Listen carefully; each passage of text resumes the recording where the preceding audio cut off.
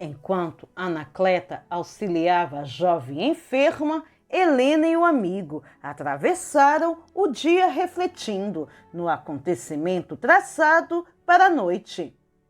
Marcelo não faltou a palavra. Na hora justa, elegante e bem posto, alcançou o jardim, encontrando o suposto benfeitor da véspera a esperá-lo no isolado recinto verde, onde ele e Lucila costumavam sonhar. Abraçou Teódulo, imperturbável. Trago o coração pulando no peito, disse o rapaz, tremendo de ansiedade. Acaso os deuses me favorecem? Como não? Respondeu cordial o intendente de Vetúlio. Os imortais nunca desprezam a juventude. E Lucila? Atalhou o recém-chegado, impaciente. Ela e a mãezinha virão ter conosco. O avô deseja que o assunto do casamento seja cariosamente examinado. Ninguém se oporá, desde que os pombinhos se entendam e sejam felizes. Marcelo esfregou as mãos, contente, e comentou espontâneo. Oh, a glória enfim! O amor vitorioso é uma herança poupuda. Sim, realmente, afirmou o amigo com indefinível inflexão de voz. Receberás a herança, que, naturalmente, será justo esperares da vida. O moço fitou as janelas iluminadas do casarão magnífico e, voltando-se para o interlocutor, exclamou encantado. Oh, como passa o tempo devagar! Teódulo, serás recompensado. Dar-te-ei bons cavalos e bolsa farta. Conta comigo, sou o homem mais ditoso da terra.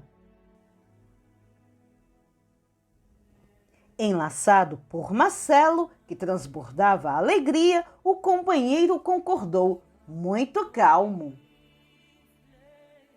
Sim, graças aos deuses, vejo-te no lugar que te compete. Solicitou ao rapaz aguardasse alguns instantes e demandou o interior doméstico, alegando a necessidade de comunicar-se com as senhoras. Decorridos alguns minutos, Teódulo reapareceu com uma salva de prata em que 2 taças de primorosa beleza ladeavam gracioso recipiente de vinho, exclamando para Volusiano: celebremos nosso triunfo. Mãe e filha não tardam. Em poucos momentos as tochas brilharão. O líquido espumou convidativo e o rapaz aceitou a taça que Teódulo lhe oferecia. Por Dionísio, o protetor do vinho, da natureza e da felicidade. Saudou o aventureiro de Massília, embriagado de esperança. Por Dionísio. Repetiu o companheiro sem pestanejar. Marcelo sorveu a bebida até a última gota. Contudo, quando tentou repor o copo no lugar primitivo, sentiu que um fogo indefinível lhe queimava a garganta. Quis gritar, mas não conseguiu. Por alguns instantes, guardou a impressão de que a sua cabeça rodopiava inexplicavelmente sobre os ombros. Não mais se aguentou nas pernas e caiu desamparado no florido piso de mármore, ferindo a cabeça. Teódulo inclinou-se, auxiliando-o a situar-se em decúbio dorsal. Rouquenhos gemidos escapavam-lhe do peito. Cravou no envenenador os olhos injetados a fuzilarem de ódio e amargura em meio das sombras e, tentando expulsar a baba sanguinolenta que lhe escorria da boca, indagou em voz sumida: "Por que me matas, covarde? Esperavas a proteção dos deuses?" Replicou Teodulo, cínico. "E a morte é a herança que os imortais reservam aos homens de tua laia." "Malditos, malditos!" Foram essas as suas derradeiras palavras, porque a breve tempo tornou-se-lhe imóvel os membros e cadaverizou-se-lhe o semblante em uma triste carantonha. O assassino afastou-se ligeiro ao encontro de alguém que observava por detrás de frondosa tilha.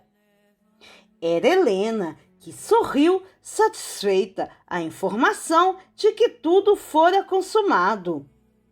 Acompanhou o amigo até o minúsculo pavilhão que as trepadeiras abafavam e, à claridade mortiça de uma tocha, contemplou o cadáver, ainda quente.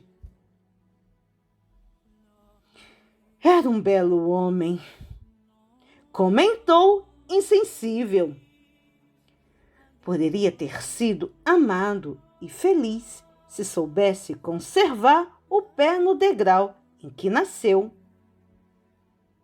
Permutou inovidável olhar com o agente de suas decisões, qual se estivessem selando, sem palavras, mais um escuro compromisso moral, e afastou-se.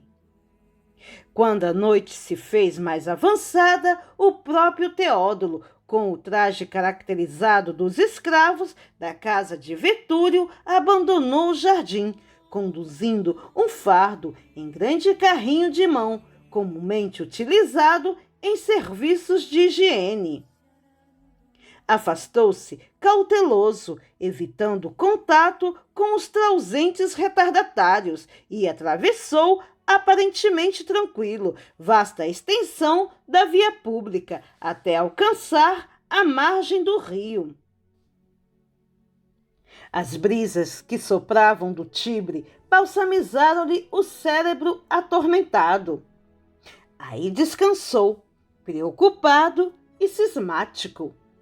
A lua minguada parecia uma lanterna que se imobilizara no céu, a fim de espreitar-lhe a consciência culpada. Refletiu maduramente, fitando acabrunhado o pequeno acervo de carne fria a que Voluciano se reduzira. Os mistérios da vida e da morte fustigavam-lhe o espírito. Terminaria a existência no túmulo? Horas antes, vira Marcelo, deslumbrado pela alegria de viver. Aquelas mãos, porém, que ele observara, nervosas e quentes, estavam agora geladas e inertes. A boca pauradora quedara-se hirta. Algumas gotas de veneno conseguiriam eliminar um homem para sempre? Dolorosa inquietação surgiu-lhe à alma. Haveria justiça no aniquilamento do próximo sem maior investigação? Estariam Helena e ele em condições de reprovar alguém? Buscava o remorso, correr-lhe o pensamento, contudo, opôs-lhe resistência. Procurando fugir de si mesmo, caminhou para o Tibre, centralizou a atenção no corpo das águas móveis e, durante largos minutos, esperou uma oportunidade para desfazer-se da carga. Quando imensa mole de nuvens cobriu a lua empobrecida, adensando as sombras em torno, ergueu-se ágil e, descobrindo o cadáver, arrojou-o à corrente líquida. Em seguida, mais aliviado, tomou o caminho de volta à casa. No dia imediato, a vítima foi encontrada. Todavia, no anfiteatro, em cujos bastidores deixara numerosos amigos, quem não se recordava de que Marcelo vivia dominado entre o vinho e a aventura. A morte dele, por isso, foi interpretada por acidente sem maior importância, mesmo porque os despojos foram recolhidos a reduzida distância da casa de Aprígia, de cuja mocidade e atrativos se fizera fervoroso admirador. A notícia espalhou-se rápida, não tardando a penetrar o domicílio de Vetúrio, onde a jovem Lucila foi tomada de intraduzível angústia. Helena, que contava com os efeitos do acontecimento, isolou-a em um quarto particular, onde a moça, aflita e desarvorada, se rendeu à deplorável depressão orgânica. Por 3 dias, amparada pela genitora e por Anacleta, demorou-se em absoluta inconsciência, abeirando-se da morte. Pouco a pouco, no entanto, emergiu da prostração. O vigor juvenil superara o abatimento íntimo. Embora triste e desencantada, Lucila tornou a alimentar-se, recuperando as cores de saúde que lhe aformoseavam o rosto. E, percebendo-lhe as melhoras positivas, a filha de Vetúrio pôs-se de novo em campo, na execução gradual do plano que lhe obscurecia a desalmada cabeça.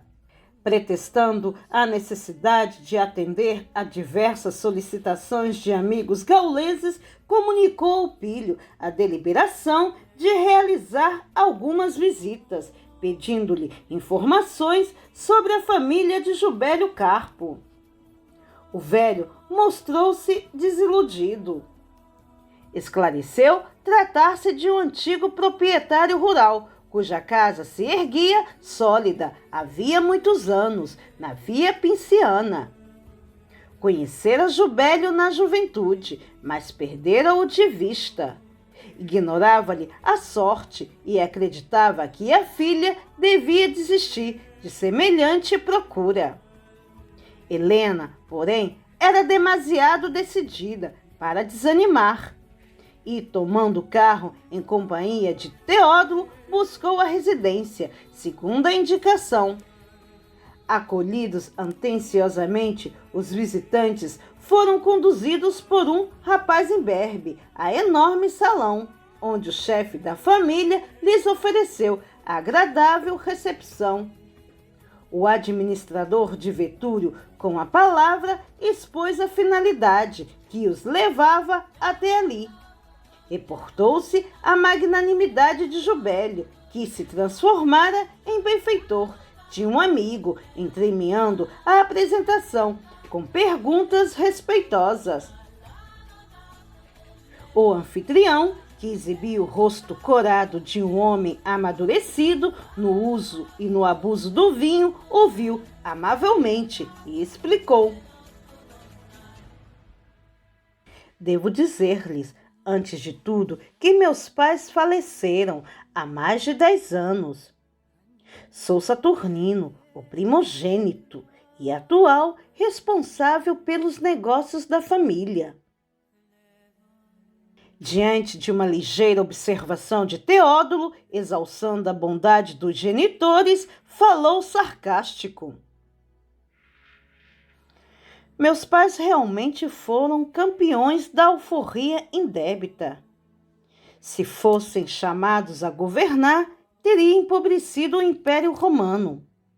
Aliás, várias vezes foram acusados de Nazareno, porque a benevolência neles era qualquer coisa semelhante à loucura.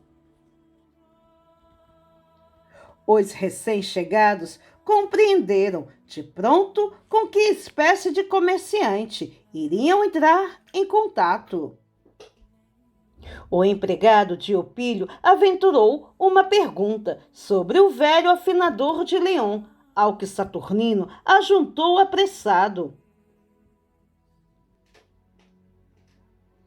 Dos assentamentos em nosso poder, sei que Basílio, escravo de nossa casa, foi afastado das obrigações habituais, sob compromisso, como alguns outros servidores, cujo paradeiro desconhecemos. Estampou enigmático sorriso e acrescentou: nossos interesses têm sido vilmente explorados. Há mais de 10 anos venho procurando corrigir grandes erros e sustar clamorosas usurpações. Imprimindo imensa doçura na voz, Helena ponderou, muito calma. Reconheço que não teremos qualquer dificuldade para um bom entendimento. Acontece que Basílio, hoje velhinho, é nosso valioso cooperador na Gália Lugudunense. Tamanhos serviços devemos a ele, e tanto se aflige o nosso admirável colaborador com os débitos do passado que prometemos providenciar a transferência da dívida para nós outros.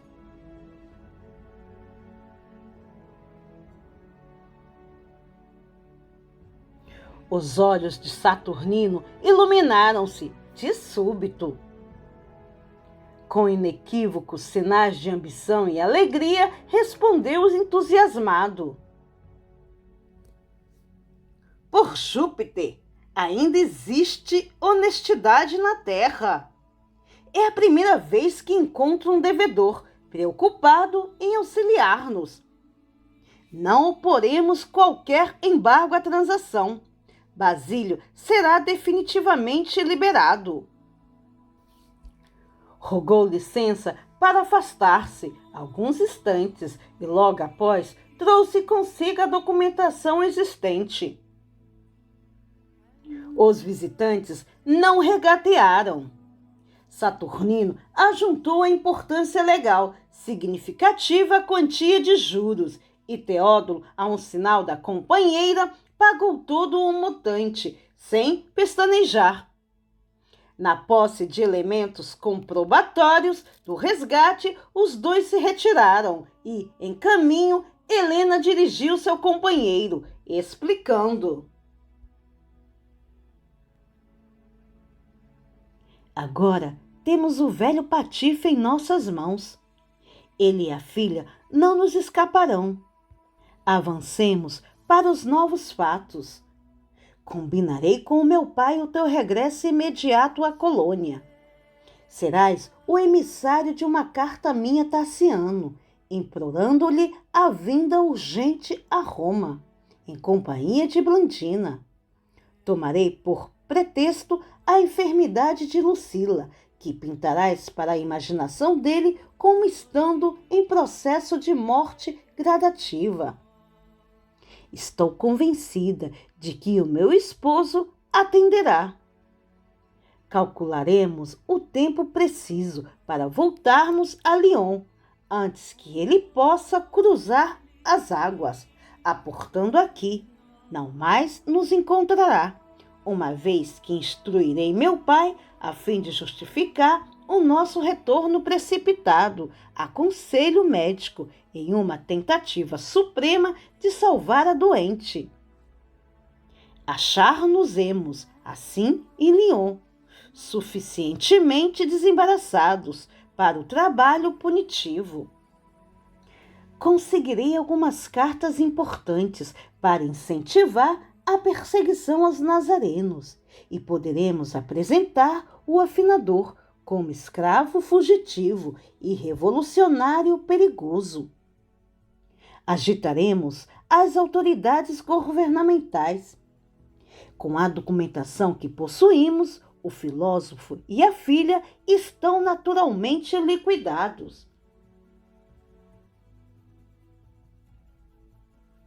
Meditou cabisbaixa por alguns momentos e concluiu: assim, quando Tassiana e Blandina estiverem de regresso à casa, serão surpreendidos pelo serviço já terminado. O amigo, espantado, concordou presto. Efetivamente, o projeto está perfeito. Helena silenciara. Teódulo deitou-lhe os olhos, assombrados, sem saber se fora invadido pela admiração ou pelo medo. Há breves minutos, o carro estacou ante os jardins de Vetúrio. Anoitecia. O crepúsculo tisnava-se de espessa neblina, semelhante ao nevoeiro moral que envolvia aquelas almas em sombra.